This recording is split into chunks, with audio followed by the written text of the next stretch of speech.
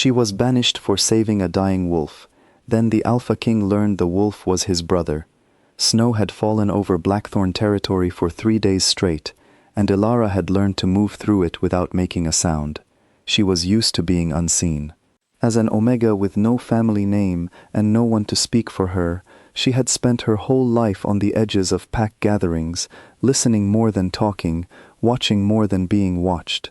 That morning, she had gone out to check the traps near the northern border, a chore nobody else wanted. The wind was sharp enough to cut through her coat, and her breath came out in short white clouds. She almost turned back twice. If she had, everything that followed might never have happened. It was the smell that stopped her. Blood, faint but unmistakable, carried on the wind from somewhere past the frozen creek. She knew she should leave it alone. The border was dangerous, especially in winter, and whatever was hurt out there was not her problem. But something in her feet refused to obey her mind, and she found herself walking toward the smell instead of away from it. She found him half buried in snow, a large grey wolf lying on his side, his breathing shallow and uneven. Silver-colored wounds marked his shoulder and flank, the kind that came from cruel weapons made to torture rather than kill quickly.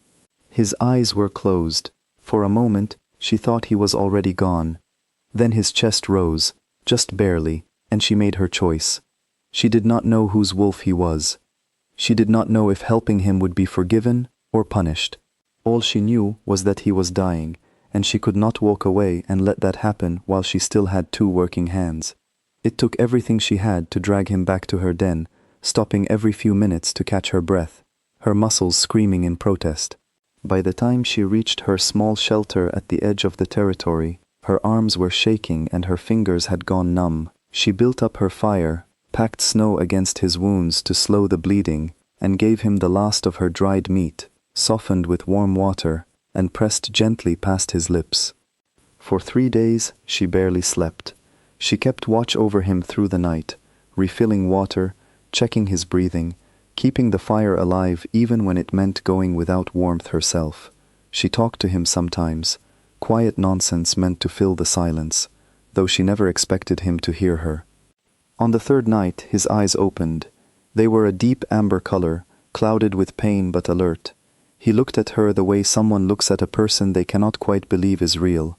He tried to speak, but no words came, only a rough exhale. She told him to rest, that talking could wait, and for once in her life, someone actually listened to her. She should have known peace would not last. Word travels fast in a small pack, and rumors travel even faster. Someone from a neighboring patrol had spotted paw prints leading to her den, prints too large to belong to anyone in Blackthorn.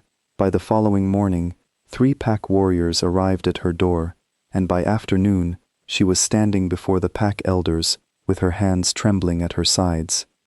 The wolf she had saved, they said, carried the scent of Ravenswood, a rival pack that had clashed with Blackthorn for years over territory and old grievances neither side had ever let go of. To the elders, this was not an act of kindness, it was betrayal. Aiding an enemy, even one unconscious and near death, broke the oldest law the pack had. Ilara tried to explain. She had not known where he came from. She had only seen someone dying, and had done what any decent person would do. But the elders were not interested in her reasoning. They wanted an example, a lesson for the rest of the pack about loyalty and consequence. Alpha King Kale sat above them all, his expression carved from stone. He was young to hold his position, having taken the throne after his father's sudden death years earlier, but there was nothing uncertain in the way he carried himself. He listened to the accusations, listened to Ilara's quiet defense, and said almost nothing throughout the entire trial. When it came time for his verdict, his voice was flat, final, and utterly without warmth. Banishment, effective immediately. Ilara did not cry in front of them. She had learned long ago that tears changed nothing, that begging only gave people more reason to feel powerful over you. She simply nodded, gathered the few things she owned, and walked out of Blackthorn territory into land that belonged to no pack at all, where the winter alone could finish what the elders had started. She did not look back. She told herself she would not give them the satisfaction. 2 weeks passed. Kyle told himself the matter was settled, that justice had been served, that the pack's laws existed for good reason and could not bend for one Omega's misplaced kindness. But something about the case nagged at him in the quiet hours, a small, persistent unease he could not name. It was the wolf's continued silence that eventually forced his hand. The stranger Elara had rescued had been kept under guard since her banishment, still recovering, still unable to speak clearly enough to explain himself. When healers finally reported that he had regained enough strength to talk, Kale went to see him personally, expecting confirmation of everything the elders had assumed. What he got instead broke something open inside his chest. The wolf's name was Ronan, and the moment he said it, Kale felt the floor tilt beneath him, because Ronan was a name he had not heard spoken aloud in 6 years, a name he had buried along with the grief of losing a brother he had never gotten to say goodbye to. Ronan explained everything in halting, exhausted sentences. He had not died 6 years ago, as everyone believed. He had been betrayed by members of his own inner circle, poisoned, and left for dead in territory far from home, then hunted relentlessly by those who feared what he might reveal if he survived. He had spent years running, hiding, surviving on instinct alone, too afraid to return and risk dragging danger back to the family he loved. The wounds Elara had found him with were the result of his pursuers finally catching up to him near Blackthorn's border. He had been moments from death when he collapsed in the snow. He did not know the name of the person who had saved him. He only remembered warmth, quiet words in the dark, and waking to find himself alive when he had been certain he would not be. Kale sat in silence for a long moment after Ronan finished speaking. Every assumption he had built his verdict on collapsed at once. There had been no Ravenswood conspiracy, no enemy sympathizer hiding kindness behind treason. There had only been a woman who saw someone dying and chose to help, exactly as she had said from the very beginning, and he had banished her for it, without asking why, without truly listening. The realization sat heavy in his stomach like a stone. He had prided himself on being a fair ruler, someone who judged carefully and ruled with reason, but in this he had done the opposite. He had let fear of rival packs and the weight of old law decide the fate of an innocent person, and he had not even paused to ask a single real question before condemning her. He left that same night, alone, refusing any escort. This was not something he could send someone else to fix. He tracked her scent for 3 days through territory that belonged to no one, following faint signs left by someone clearly struggling against the cold. Twice he found signs that she had rested beneath fallen trees for shelter. Once he found the remains of a small fire, long since gone cold. Each discovery made his chest tighten further with something between fear and shame. He found her on the 4th day, sitting against a rock with her knees pulled to her chest, thinner than before, her lips faintly blue from exposure, but breathing. Alive, stubbornly, impossibly alive. She looked up when she heard him approach, and there was no fear in her eyes, only a tired kind of resignation, as though she had expected him to come only to finish what the trial had started.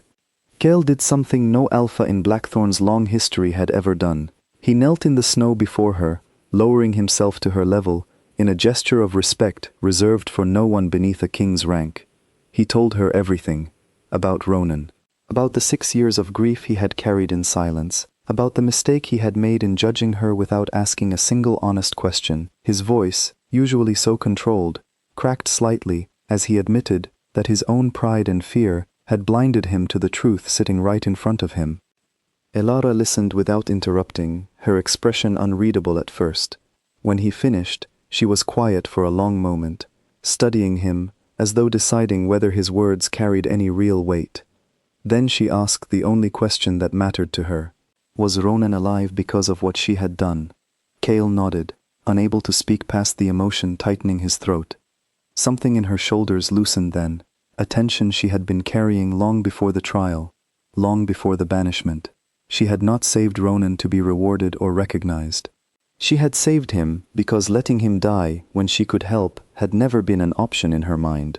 Knowing that her choice had actually mattered, that it had given a grieving family back a piece of what they had lost, was enough to ease something in her that pack politics never could. Kale helped her to her feet and offered his coat, which she accepted only because refusing would have meant freezing further, not because pride allowed it easily. Together they made the long walk back to Blackthorn territory, Ronan waiting near the border with an expression of gratitude too deep for simple words. Not everyone in the pack welcomed her return with open arms. Some elders muttered about broken precedent, about laws that should not bend even for good reason. Old habits of suspicion did not vanish overnight, and a few warriors eyed her with quiet resentment, uncomfortable with how quickly the narrative had shifted from traitor to hero. But Kael made his position clear before the entire gathered pack, his voice carrying none of the coldness it had held during her trial. He publicly reversed the banishment, acknowledging his error without excuse or softened language. He explained what Ronan's survival meant, not just to him personally, but to the future of Blackthorn itself, since Ronan's knowledge of the betrayal years earlier could finally bring justice to those responsible. He did not simply thank Ilara as a king thanking a helpful subject. He spoke of her the way someone speaks of a person who changed the course of their life, someone whose kindness had rippled outward in ways she could never have predicted when she first knelt beside a dying stranger in the snow. Word spread through the pack quickly after that, and slowly, opinions shifted.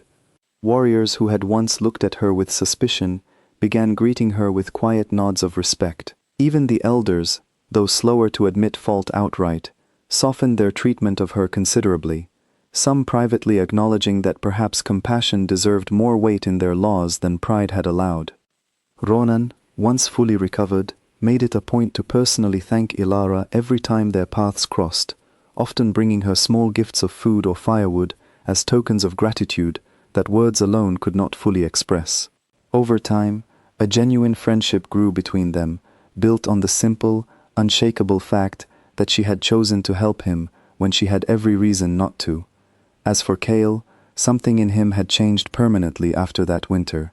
He no longer ruled purely from distance and cold judgment. He made a habit of listening more carefully before delivering verdicts, of asking questions before assuming answers, remembering always the cost of the mistake he had nearly let stand unchallenged. By the time the first signs of spring appeared, thawing the ice that had covered the territory for months, Ilara's place within Blackthorn had changed entirely. She was no longer the overlooked Omega scraping by on the margins of pack life. She stood, quite often, beside the Alpha King himself, not because he had offered her a title out of guilt, but because he had come to genuinely value her judgment, her honesty, and the quiet strength she carried even through the hardest moments. It was not a story about a king rescuing a helpless victim. It was a story about a woman whose compassion had never wavered, even when the world around her punished her for it, and a king who nearly lost sight of what truly mattered before learning, in the hardest way possible, that mercy and truth were worth more than pride ever could be. And in the years that followed, whenever new pack members heard the tale of the banished Omega and the wolf she saved, they understood exactly why Blackthorn's laws had changed. Compassion, it turned out, was not weakness. It was the very thing capable of bringing a broken family back together and reminding an entire pack what real leadership was supposed to look like.